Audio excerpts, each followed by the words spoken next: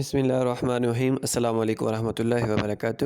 عزیز طلبہ، امید کرتا ہوں کہ آپ سب خیر و عافیت سے ہوں گے۔ تو آج جمعۃ المبارک ہے۔ جمعۃ المبارک جسے نبی کریم صلی اللہ علیہ وسلم نے سید الایام یعنی کہ تمام دنوں کا سردار کہا ہے، اور آپ صلی اللہ علیہ وسلم نے فرمایا ہے کہ اس میں جمعہ کے دن ایک ایسی گھڑی ہوتی ہے جس میں کی جانے والی دعا قبول ہوتی ہے۔ تو آپ اپنے لیے، اپنے والدین کے لیے، قوم و ملت کے لیے دل کھول کر دعائیں کیجیے اور اللہ تعالیٰ سے اپنے لیے خیر و عافیت مانگیے۔ اب ہم آتے ہیں اپنے سلسلہ درس کی طرف۔ اپنے جو ہم نے سبق شروع کیا تھا امتحان مرزا فرحت اللہ بیگ کا، تو اس کی طرف بڑھتے ہیں۔ امتحان میں ہم نے مرزا فرحت اللہ بیگ کا تعارف دیکھا تھا، اور تعارف کے بعد ہم دیکھتے ہیں کہ امتحان جو سبق انہوں نے لکھا ہے اس کے مقاصد کیا ہیں، وہ اس میں ہمیں کیا بتانا چاہتے ہیں۔ تو اس میں چند نکات میں نے درج کیے ہیں کہ اس میں وہ کیا سمجھانا چاہتے ہیں۔ سب سے پہلے وہ چیز جس بات کو سے ہمیں آگاہ کرنا چاہتے ہیں وہ یہ ہے کہ جو تعلیم و تدریس میں امتحان کی اہمیت کیا ہے۔ تو درس و تدریس یا تعلیم و تدریس میں امتحان بہت اہمیت کا حامل ہے۔ اس کے بہت سارے فوائد ہوتے ہیں جو ہمیں حاصل ہوتے ہیں۔ اس میں سب سے پہلا فائدہ جو حاصل ہوتا ہے وہ یہ ہے کہ امتحان سے طلباء کی جو محنت ہے وہ ہمارے سامنے آ جاتی ہے، وہ جو اجاگر ہو جاتی ہے۔ اس کے بعد امتحان کے ذریعے مقابلے کی طلباء میں فضا پیدا ہوتی ہے۔ طلباء ایک دوسرے سے آگے بڑھنے کی، زندگی کے میدان میں ایک دوسرے سے سبقت لینے کی کوشش کرتے ہیں، اور آگے بڑھنے کا جو جذبات ہوتے ہیں وہ بچے میں پیدا ہوتے ہیں۔ اور امتحان کرنے والے امتحان میں محنت کرنے والے، سارا سال محنت کرنے والے جو طلباء ہوتے ہیں، امتحان میں کامیابی کی صورت میں ان کی حوصلہ افزائی ہو جاتی ہے، اور ان کو مزید محنت کرنے کا ان کے اندر جذبہ پیدا ہوتا ہے۔ اور اس کے بعد جو محنت نہ کرنے والے جو طلباء ہوتے ہیں، امتحان ان کے لیے خاموش تنبیہ ہوتے ہیں کہ اگر وہ محنت نہیں کریں گے تو جو ناکام ہوں گے، اور اس لیے جو ان کے لیے یہ تنبیہ ہوتی ہے جس کی برکت سے وہ بھی محنت کرنے کا پکا ارادہ کرتے ہیں۔ تو گویا کہ جو امتحانات ہیں وہ محنت کرنے والے طلباء کے لیے حوصلہ افزائی ہے، اور نہ محنت کرنے والے طلباء کے لیے اس میں ایک تنبیہ ہے کہ محنت کریں گے تو کامیاب ٹھہریں گے۔ اور اس کے بعد بچوں کی جو کمزوری کی نوعیت ہوتی ہے، جو بچوں کے اندر کمزوری ہوتی ہے وہ بھی سامنے آ جاتی ہے کہ بچے کے اندر کمزوری کس طرح کی ہے، اور جسے دور کرنا پھر آسان ہو جاتا ہے، کیونکہ کمزوری معلوم کیے بغیر دور نہیں کی جا سکتی، اور کمزوری کو معلوم کرنے کا سب سے جو بہترین ذریعہ ہے وہ امتحانات ہی ہیں۔ اور اس کے بعد امتحانات میں کامیابی کیسے ممکن ہو سکتی ہے کہ ایک جو بچہ ہے جو سارا سال محنت کرتا ہے یا جو پڑھتا ہے تو وہ کیسے کامیاب ہو سکتا ہے۔ تو جو کامیابی کے لیے، امتحانات میں کامیابی کے لیے محنت ہی جو لازمی جو چیز ہے۔ جو بچہ محنت کرتا ہے وہ نہ صرف امتحانات میں اپنی پڑھائی میں کامیاب ہوتا ہے بلکہ زندگی کے ہر میدان میں کامیابی اس کے قدم چومتی ہے۔ تو امتحانات میں مرزا فرحت اللہ بیگ نے سبق امتحان میں یہ بتانے کی کوشش کی ہے کہ اگر آپ یہ کامیابی چاہتے ہیں تو پھر آپ کو دوران تعلیم محنت جو لازمی کرنا ہوگی۔ اگر آپ محنت نہیں کریں گے تو پھر ناکامی آپ کا مقدر ٹھہرتی ہے۔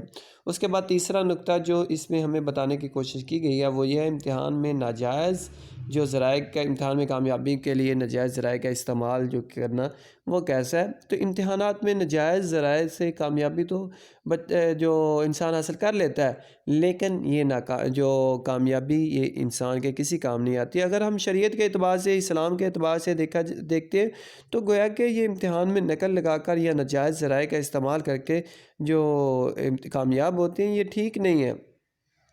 اصل میں امتحانات کا مقصد یہ ہوتا ہے کہ طالب علم جو متعلقہ مضمون ہوتا ہے اس میں طالب علم کی اہلیت اور اس کی جو استعداد ہے، اس کی جو صلاحیت ہے اس کو جانچا جائے، اس کو معلوم کیا جائے۔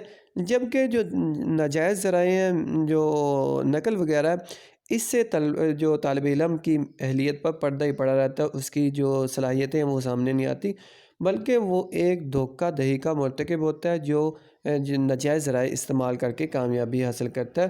اور نبی کریم صلی اللہ علیہ وسلم نے یہ بھی اپنی ایک حدیث مبارکہ آپ صلی اللہ علیہ وسلم کی، اس میں آپ صلی اللہ علیہ وسلم نے فرمایا من غش فلیس منا، کہ جس نے دھوکہ کیا، جس شخص نے دھوکہ کیا وہ ہم میں سے نہیں ہے، یعنی کہ وہ اس کا جو ایمان ہے وہ کمزور ہے۔ اور جو دھوکہ دہی کرنے والا طالب علم ہوتا ہے وہ محنتی طلباء کی حق تلفی کرتا ہے کہ ایک شخص محنت کرتا ہے اور دوسری طرف ایک شخص ناجائز ذرائع کا استعمال کر کے وہ کامیابی حاصل کر لیتا ہے۔ تو گویا کہ وہ محنت کرنے والے جو طالب علم ہوتے ہیں ان کے ساتھ دھوکہ دہی ہوتی ہے، تو وہ ان کے حق مارنے کا مترادف ہوتا ہے۔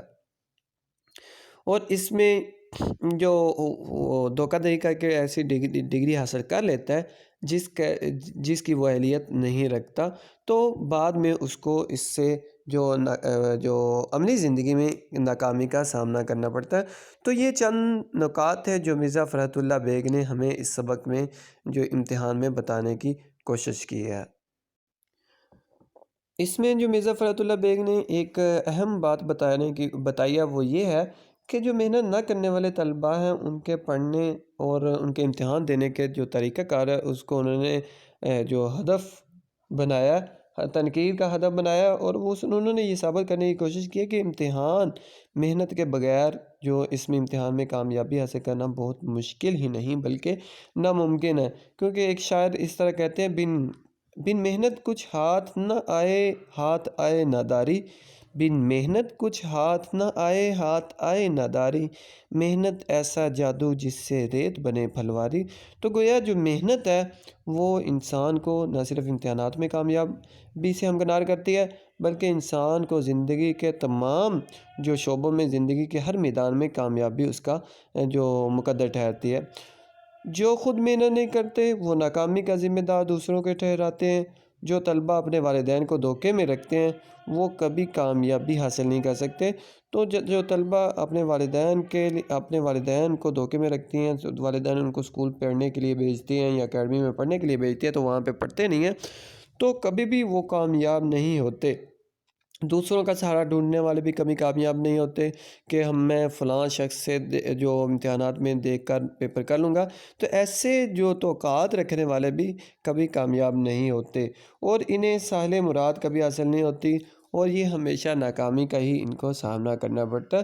اور مرزا فرحت اللہ بیگ نے اس میں ایک بات یہ بھی بتانے کی کوشش کی ہے کہ انسان کا کام محنت کرنا ہے، اور اس کے علاوہ باقی اپنی محنت کرنے کے بعد جو نتیجہ ہے وہ اللہ تعالیٰ کے سپرد کر دے، تو اللہ تعالیٰ کو جیسا منظور ہوگا اللہ تعالیٰ ویسے ہی انسان کو جو اس کے لیے بہتر ہے وہ اس کو عطا کرتے ہیں، کیونکہ اللہ تعالیٰ نے قرآن مجید میں فرمایا کہ بعض اوقات بعض چیزوں کو تم اپنے لیے بہتر سمجھتے ہو لیکن وہ تمہارے لیے بہتر نہیں ہوتی، اور جو تمہارے لیے بہتر ہے وہ اللہ تعالیٰ تمہارے لیے کرتے ہیں۔ تو گویا اللہ تعالیٰ پر بھروسہ رکھنا چاہیے، لیکن اس کے لیے بھی شرط ہے کہ انسان کو پہلے محنت کرنی چاہیے۔ تو عزیز طلبہ، یہ چند نکات ہے جو مرزا فرحت اللہ بیگ نے سبق امتحان میں ہمیں سمجھانے کی کوشش کی ہے، اور اس کے بعد ہم ان کا جو سبق ہے اس کا آغاز کریں گے، اور اس اگلے جو لیکچر میں، اگلے درس میں اس کا آغاز کریں گے۔ تب تک کے لیے اپنا بہت سارا خیال رکھیے گا، اور جو اپنے آپ کو گھروں میں محفوظ رکھیے، اور موجودہ جو وبا پھیلی ہوئی ہے اس سے اپنے آپ کو محفوظ رکھنے کا یہی ایک بہترین طریقہ ہے۔ تو اپنا بہت سارا خیال رکھیے گا۔ اللہ حافظ۔